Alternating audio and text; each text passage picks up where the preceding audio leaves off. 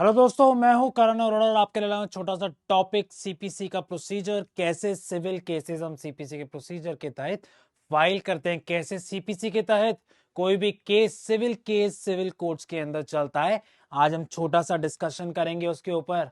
अच्छा, अगर आप कोई भी सिविल केस फाइल करते हैं तो आपको उसको प्लेंट की फॉर्म में बनाना पड़ता है।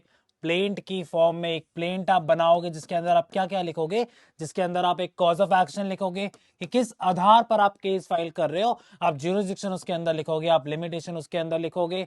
जब ये सारी चीजें हो जाएंगी तो आपकी एक प्लेंट तैयार हो जाएगी। मान लीजिए एक ए व्यक्ति है और एक बी व्यक्ति है। ए ने पैसा लेना है अपना बी से, कितना पैसा लेना है, मान लीजिए कि उसको 3 लाख रुपए बी से अपना लेना है।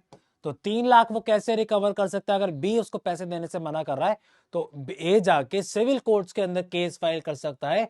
वो केस के लिए एक प्लेंट फाइल करेगा, वो एक प्लेंट फाइल करेगा। प्लेंट के लिए आपका ऑर्डर है ऑर्डर नंबर 7। प्लेंट के लिए आपका ऑर्डर है ऑर्डर नंबर 7। वो एक प्लेंट फाइल करेगा, वो फाइलिंग काउंटर पे जाएगा।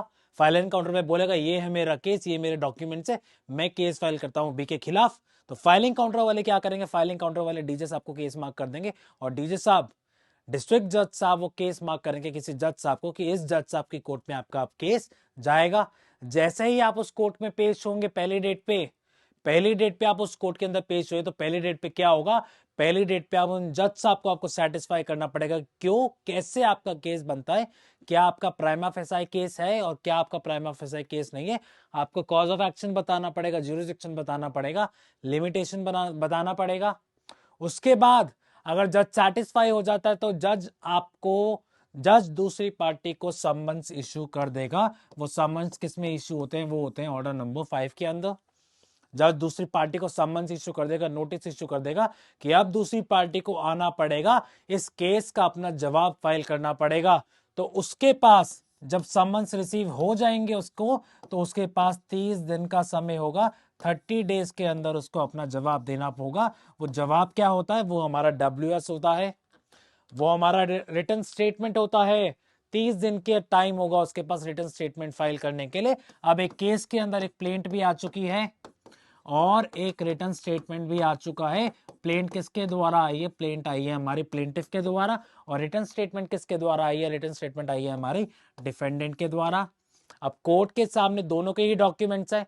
अच्छा, कुछ डॉक्यूमेंट्स प्लेन का पार्ट होते हैं, कुछ डॉक्यूमेंट्स WS का पार्ट होते हैं। अगर आपने प्लेन फाइल किया उसका जवाब क्या होगा? उसका जवाब WS होगा। अगर आप WS को रिप्लाई करना चाहते हैं तो उसको हम बोलते हैं रेप्लीकेशन। उसको हम बोलते हैं रेप्लीकेशन। अगर आप रेप्लीकेशन का जवाब फाइल करना चाहते हो उसको हम बोलते हैं रीजॉइंडर। उसको हम बोलते हैं रीजॉइंडर। अभी के लिए इसको छोड़ दीजिए, लेकिन हम बेसिक में पढ़ लेते हैं कि एक कोर्ट के पास, मान लीजिए कि कोर्ट के पास अब आपका प्लेंट भी आ गया और WS भी आ गया, प्लेंटिफ के डॉक्यूमेंट्स भी आ गए और डिफेंडेंट के डॉक्यूमेंट्स भी आ गए। अब कोर्ट को पता है कि इसने क्या बोला है और इस पार्टी ने क्या बोला है। तो दोनों के जो मुद्दे होंगे उनको देखते हुए, दोनों की जो कंट्रोवर्सीज होंगी उनको देखते हुए एक कोर्ट इश्यूज बना देगा। एक कोर्ट अपने इश्यूज बना देगा। A that A is liable for recovery of this much amount, या दूसरा इशू क्या बना देगा? That A is liable for recovery of this much interest. और अगर बी को डिफेंस लेता है, बी अगर कोई बोलता है कि मैं पैसा पहले ही ए को दे चुका हूं, मैं अपना पैसा पहले ही वापस कर चुका हूं, तो तीसरा हमारा इशू क्या बन जाएगा? Whether B has return his amount given to him by A. तो इसका ओनस किस पे आ जाएगा? इसका ओनस आ जाएगा प्लेंटिफ के ऊपर। ये हो जाता है OPP और ये हो जाएगा OPD, जिसके अंदर वो डिफेंस लेता है। वो डिफेंडेंट का बर्डन ऑफ प्रूफ किस पे आएगा? वो आएगा आपका बी के ऊपर। अब दोनों डॉक्यूमेंट्स आ गए, इश्यूज आ गए। अब इश्यूज के बाद क्या होगा? अब मुद्दे पता लग गए कि कोर्ट को किन किन इश्यूज पे डिसाइड करना है। इश्यू नंबर 1, इश्यू नंबर 2 और इश्यू नंबर 3। अब क्या होगा? अब मेन चीज आएगी, अब आपको एविडेंस करवाना पड़ेगा। एविडेंस पहले कौन कराएगा? पहले कराएगा प्लेंटिफ, एविडेंस अपना कराएगा। उसको हम बोलते हैं प्लेंटिफ एविडेंस या पीई। उसको हम बोलते हैं पीई। पहले पीई होगा। प्लेंटिफ अपने विटनेसेस का एग्जामिनेशन चीफ करेगा, क्रॉस एग्जामिनेशन चीफ करेगा या री एग्जामिनेशन करेगा अपने सारे विटनेसेस का, वो एविडेंस करवाएगा, उसको हम बोलेंगे पी। जब पी खत्म हो जाएगा उसके बाद क्या आएगी? उसके बाद डी की स्टेज आ जाएगी। अब डिफेंडेंट को मौका मिलेगा, अब डिफेंडेंट को मौका मिलेगा कि अपने एविडेंस, अपने विटनेसेस को एग्जामिन करवा पाए, अपने जो एविडेंसेस, जो डॉक्यूमेंट्री एविडेंसेस है उनको कोर्ट के अंदर एग्जिबिट कर पाए। जब दोनों ही चीजें खत्म हो जाएंगी, जब पी भी हो जाएगा और डी भी हो जाएगा, तो उसके बाद क्या आएगा, उसके बाद आपकी स्टेज आती है फाइनल आर्ग्यूमेंट्स की। उसके बाद आपकी क्या स्टेज आती है, उसके बाद आती है फाइनल आर्ग्यूमेंट्स की स्टेज आती है। फाइनल आर्ग्यूमेंट्स में कोर्ट दोनों की कंटेंशंस को देखते हुए, दोनों के एविडेंसेस को देखते हुए डिसाइड करता है कि किसके पक्ष में कौन सा इशू जाएगा।